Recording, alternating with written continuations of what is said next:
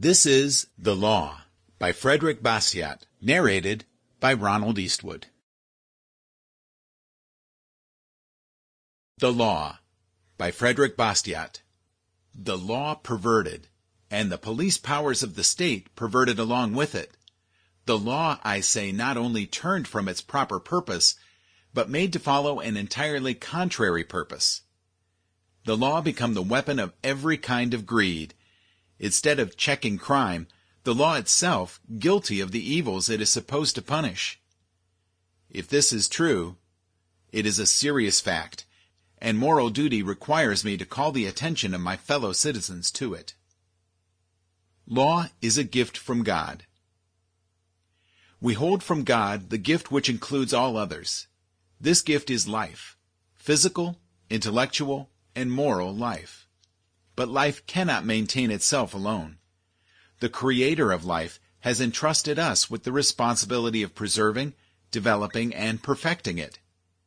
In order that we may accomplish this, He has provided us with a collection of marvelous faculties, and He has put us in the midst of a variety of natural resources. By the application of our faculties to these natural resources, we convert them into products and use them. This process is necessary in order that life may run its appointed course. Life, faculties, production. In other words, individuality, liberty, property. This is man. And in spite of the cunning of artful political leaders, these three gifts from God precede all human legislation and are superior to it. Life, liberty, and property do not exist because men have made laws. On the contrary, it was the fact that life, liberty, and property existed beforehand that caused men to make laws in the first place. What is law? What then is law? It is the collective organization of the individual right to lawful defense. Each of us has a natural right, from God, to defend his person, his liberty, and his property. These are the three basic requirements of life, and the preservation of any one of them is completely dependent upon the preservation of the other two. For what are our faculties but the extension of our individuality? And what is property but an extension of our faculties? If every person has the right to defend, even by force, his person, his liberty, and his property, then it follows that a group of men have the right to organize and support a common force to protect these rights constantly. Thus, the principle of collective right, its reason for existing, its lawfulness, is based on individual right. And the common force that protects this collective right cannot logically have any other purpose or any other mission than that for which it acts as a substitute.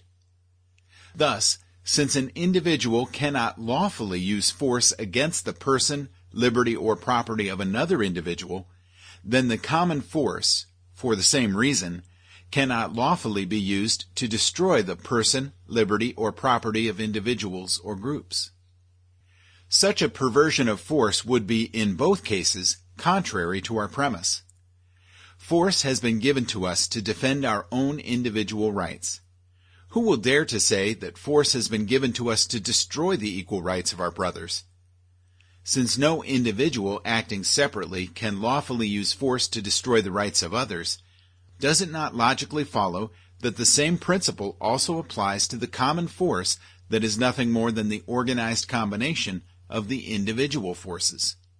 If this is true, then nothing can be more evident than this. The law is the organization of the natural right of lawful defense. It is the substitution of a common force for individual forces, and this common force is to do only what the individual forces have a natural and lawful right to do, to protect persons, liberties, and properties, to maintain the right of each, and to cause justice to reign over all.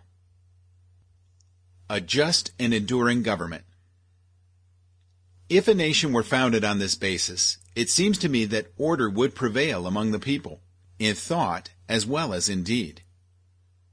It seems to Sample complete. Ready to continue?